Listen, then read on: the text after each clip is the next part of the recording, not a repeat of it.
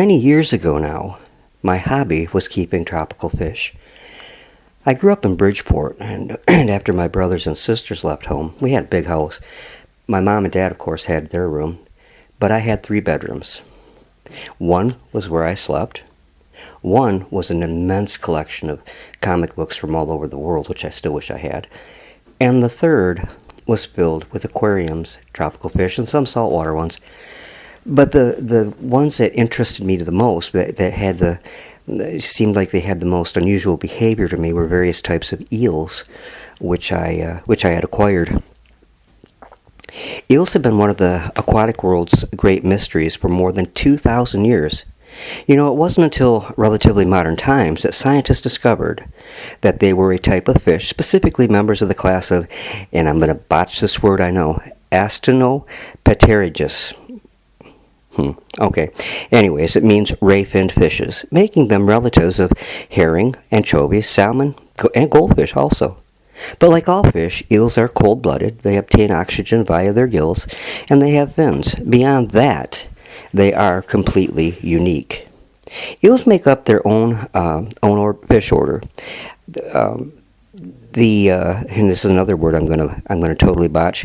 Anguilliformes, which means snake-shaped in Latin. They all have long, tubular bodies, and instead of having separate fins on their backs, tails, and bellies, like most other fish, they have one long continuous fin that goes down the back, around the tail, and up the belly. And another unique characteristic, they're naked, so to speak. Almost all species of eels have no scales whatsoever, and those that do have them they have them embedded in their skin. What do they have instead of protective scales? Slime. Eels produce a thick, mucus-like substance that protects their naked skin and, of course, makes them very, very slippery.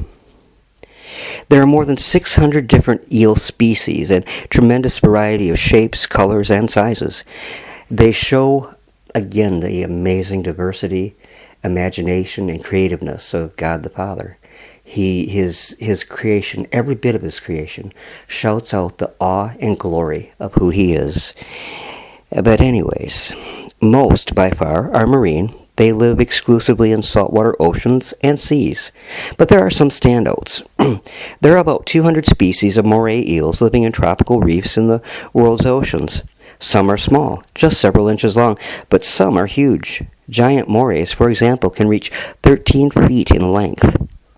Morays have a canine-like snout and large mouths with very, very sharp teeth.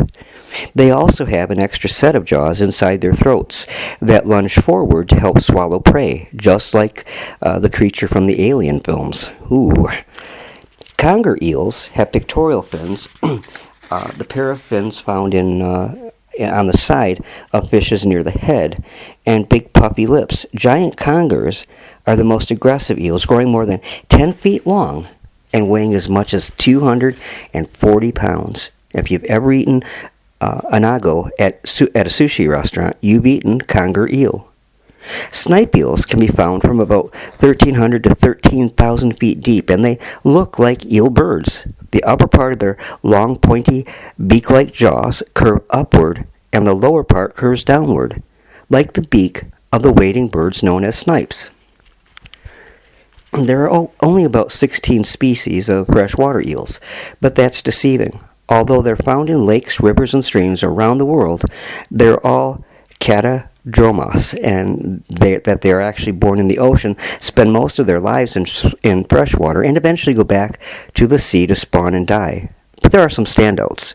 The European eel can be found throughout Europe, and from Scandinavia to Greece, and they grow to about 40 inches in length and can weigh up to 20 pounds. They have been eaten and even farmed for millennia. The ancient Romans kept eels in elaborate garden ponds, and some even kept them for pets. The American eels look similar to the European eel, though females can grow to 5 feet long. They're found in the eastern Americas from northern Canada to Brazil, and as far inland as the Great Lakes. They're the only freshwater eels in the Western Hemisphere. Now, American eels were a dietary staple to many Native American tribes. To the Mi'kmaq people of New England and eastern Canada, they were called cat, And they were prepared in many different ways, from raw to steamed to stewed, and their skins were used for making belts, decorations, and even medicine. Japanese eels are found in the fresh waters of, you guessed it, Japan, but also Korea and the Philippines, and in the sushi world, they're unaga. The life cycle of freshwater eels is one of the wonders of God's creation, and one of its ongoing mysteries.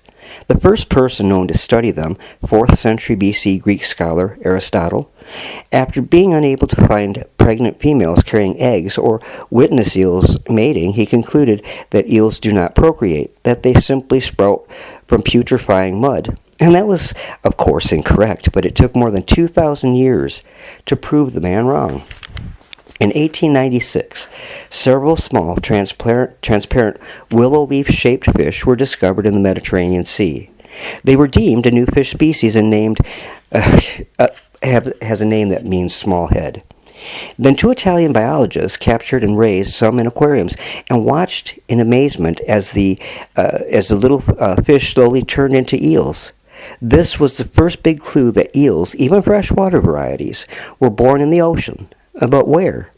In 1905, Danish oceanographer Johannes Schmidt started searching the Atlantic for the smallest eel-like fish that he could find. The smaller they were, naturally, the closer he'd be to their place of birth. And 15 years later, he finally narrowed it down to the Sargasso Sea, a 2,000-mile-long warm section of the Atlantic Ocean running roughly from Bermuda to the Azore Islands off Portugal. The Sargasso Sea is where all European and American eels and many marine species as well go to spawn. According to scientists, it's one of the world's most remarkable animal migrations.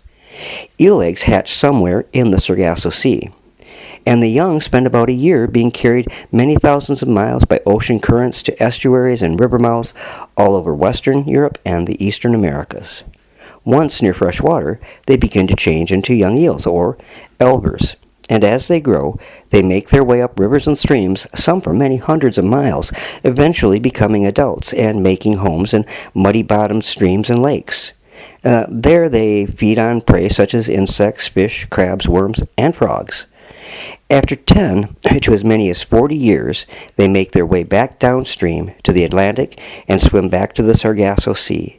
And there, in the depths, the females lay millions of eggs, and males fertilize them, of course, and then both adults die, and the process starts all over again, a continuing cycle of life and death in the world of the eels. If you have aquariums and you're thinking about trying an eel or eels in them, or in it, I would recommend that you find a way to securely seal the top of that aquarium. The ones that I had when I was keeping tropical fish were escape artists that would have made Houdini blush, because it didn't matter how I sealed that aquarium, they found a way to get out. And I'd come home from school, they wouldn't be in the tank, and I would start looking all over the room and find them across the room, under my dresser, wherever, and plop them back into the aquarium, because they were very hardy also, but they really need to be sealed in. I can't stress that enough. Hey, thanks for stopping by. Hope you enjoyed this, and talk to you again soon.